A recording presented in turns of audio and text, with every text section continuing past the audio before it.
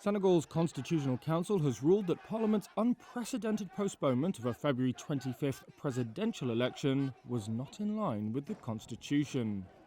And that's pitched the country into a new phase of electoral uncertainty.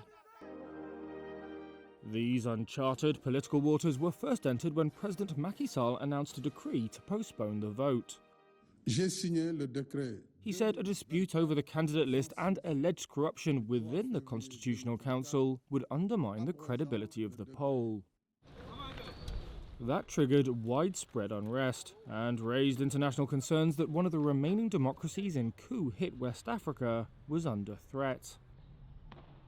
Last week, presidential candidates and lawmakers filed legal challenges to a bill approved by Parliament which delayed the vote to December and extended Sall's mandate.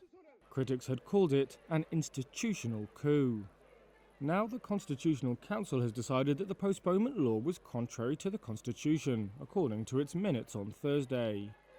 It also ruled that Sall's decree be cancelled. Pour ma part, The presidency and government did not reply to requests for comment on whether they would accept the ruling. All eyes are now on Sall. The council did not specify when the election should be held, which means it's up to Sall to set a reasonable date if he abides by the council's decision. There's only one date. That's according to presidential opposition candidate Anta Babacar, who welcomed the ruling as good news. We're not postponing. Any rejection of the decision would risk further fanning public outcry. Last Friday and Saturday, 3 people died in clashes between protesters and police.